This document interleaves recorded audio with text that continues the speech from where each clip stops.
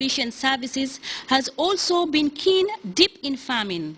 The farm, cultivated by staff of the institution in Kabakel Village, West Coast region, produced a yield of 15 bags of granules and 102 bags of hay. Presenting the harvest to the traditional beneficiary Jammeh Foundation for Peace, the GRTS Director General Alhaji Lamin Mange said the state broadcaster would continue to respond to President Jammeh's Back to the Land call and urge other institutions to borrow a leaf from GRTS. The Deputy Chief Executive Officer, Jammeh Foundation for Peace, lauded GRTS for contributing to the realization of his institution's objectives. He revealed that the 15 bags of granite would be retained for patients at the Foundation's hospital, and the 102 bags of hay taken to President Jammeh's farm in Farato. Actually, the final recipient of these items donated by GRTS. The granule hay, we will hand them over to His Excellency's farm in Farato because he has animals there that actually, in the end users are us because the meat is sold at an affordable price. So we cannot just say thank you, but we, in another sense, we can donate what we got to help in the feeding of the animal, because we all know the price of meat is almost 150, 165, and he's selling it at 130. So he's actually losing for the Gambians to benefit. So what we can do is to say in appreciation, thank you from GRTS. The farm coordinator, Lamin Jawara, and Director TV Engineering by Sanyang commended the committee that coordinated the farming initiative for what they call a job well done. I'm glad that finally you have delivered this farm produce to the beneficiaries. And I thank this GRTS management with the farm managers here. And I'm glad that the day has finally arrived for the produce to be delivered to the right people. Their main preoccupation is pushing the pen, or tapping away on the computer, or mining sophisticated electronic devices. Notwithstanding, they were still able to find time to push what is now a national undertaking a step further, and perhaps inspire others to jump on the national food self-sufficiency bandwagon. Reporting for GRTS News, I am Winifred Nicole Hodibat. Well, congratulations to GRTS for being good farmers too.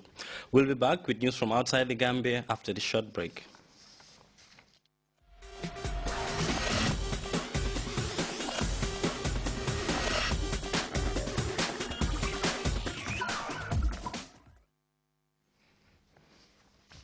Welcome back. 40 people have been arrested in Algeria as they protest against President Bouteflika's fourth-term presidential bid. The protesters denounced the elections, saying they won't be free and fair, and a UN report has frowned upon the brutality in Bangui following a recent visit to the Central African Republic. We have more in this CFI roundup. 40 people were forcefully arrested on Thursday in Algiers as they were protesting the candidacy of President Bouteflika for a fourth mandate. Since the president, who is in poor health, announced his candidacy on February 22nd, demonstrations have been on the increase, called by the movement Barakat, or Enough. The demonstrations are always broken up by security forces. In spite of the cancelling of the state of emergency in 2011, public gatherings remain illegal in Algeria. The extradition back to Tripoli by Niger of Saadi Gaddafi, son of the former strongman Muammar Gaddafi, has brought protest from civil groups in Niger. The justice minister was quick to say that diplomacy is connected to geography. Marou Amadou said that relations between Niger and Libya were at stake. It is in the higher interest of our country to end this situation. It put our country in danger in the complicated security context of the Sahel. Niamey explained that the son of Muammar Gaddafi had been living under humanitarian conditions. He was neither a refugee nor in exile. I was deeply shocked by the brutality and A United Nations high-level refugee official says he was shocked by the brutality and inhumanity he saw in Bangui. Urgent action by all. The UN Undersecretary General in charge of humanitarian affairs said the situation is very serious. At the Security Council on Thursday, exchanges on Central African Republic were very emotional. We need to act now so that Central African Republic does not fall into more and more chaos and becomes a potential breeding ground for international terrorism. The Security Council is about to decide on the sending of peacekeeping forces to Central African Republic. The Secretary General wants 12,000 men as soon as possible. Thousands of South African miners made a show of strength on Thursday, demonstrating on the streets of the capital, Pretoria. On strike for the past 6 weeks, workers in platinum mines have accused the government and the mine owners of maneuvering to divide them and get around their one demand, a salary hike of 100%.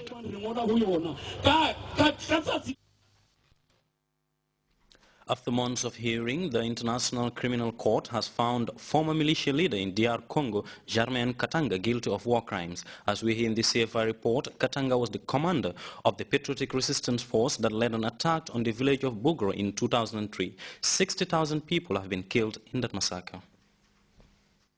Germain Katanga, DR Congolese warlord who faced trial at the International Criminal Court in The Hague, listened to Judge Cott's verdict. Germain Katanga was found guilty of war crimes committed in the Ituri province of DR Congo. This chamber finds Germain Katanga guilty of complicity to crimes committed on February 24th, 2003. Murders that are crimes against humanity. The court acquitted Germain Katanga of using child soldiers and of sexual crimes because of a lack of evidence. Germain Katanga was the commander of the Patriotic Resistance Force of Ituri that led an attack against the village of Bogoro in February 2003 in the northeast of DR Congo. The militia killed 200 people, raped, pillaged and destroyed the village.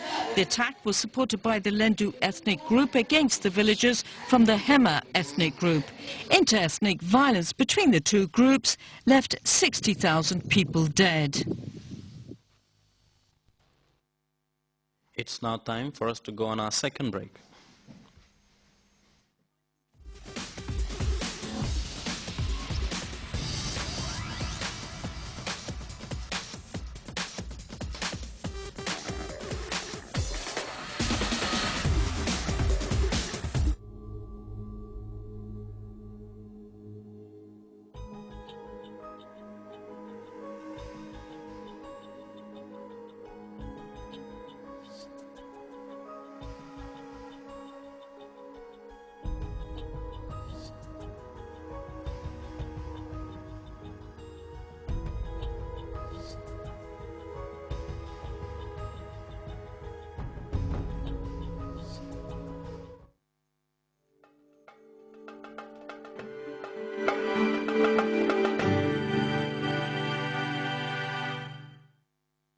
Welcome back. It's now time for the weather report, courtesy of the Central Forecast Office.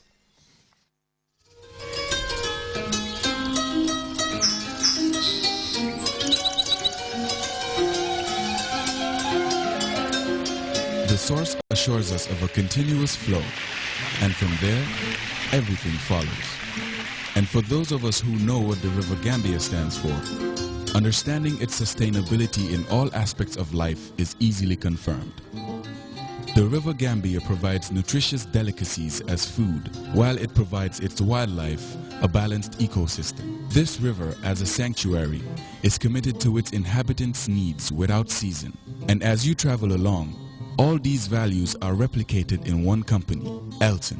Just like the River Gambia, leads in its commitment to values that matter most. Elton, championing the vision for a new generation.